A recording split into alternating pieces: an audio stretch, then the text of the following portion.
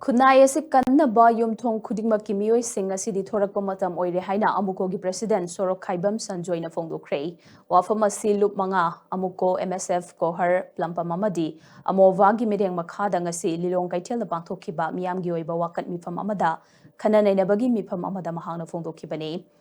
Ampako CPCM LUCM DPSO ga Kushamna Duna Lilong Maikegi Yamlaba Mioina Sarukya Duna Pangthokiba Wakat Mifam Maduga Mari Lenana Amuco gi President Thorakpa Sanjoin Hai Proxy Army Oiriba Su Amadi Nan Suda Lairiba Kuki Kutlai Paiba Singna Lamda Masiki Yelhomi Singda Jatharakliba Lana Si Lefangadabani Haina Miyamna Khongjang Kaya Sangsin Duna Lakpani Miyamgi Kholausi Center Amadi State Lengakna Tashin Ushinadana Lairabadi Hena kanba khongjang kaya changsilakani lamdam asida thokliba issue sing asigi teksa khudingmak center amadi state force na pugadabani khunai asi kannaba yumthong khudingmak ki mioi sing thorakpa matam oire aikhoi miyam ngasidi wakhal taba changi lamdam asigi miyamna punna leminaduna aikhoi gi khunai asi kanminasi haina mahangna makhata ki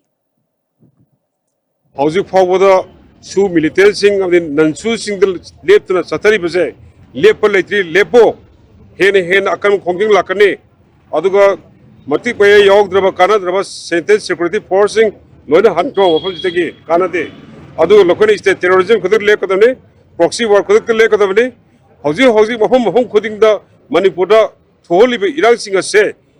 state government is also responsibility lay ase tokshin nagano pangin nagano mami bana tashin draba central forcing central government sing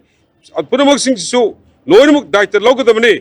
Miyam ase asuk kuin wahan ba bese yamna maram sadamne habse hiding lubaga magidagi ngasi mak ekoi khudemak ki ekoi ge janun noiba ekoi stakeholders sing punjina bagi matam yore aduga loina na ekoi ge hojik thoiba different ethnic community sing ge oiba conflict mayam ase masi government of India da ekoi ge losin bion ekona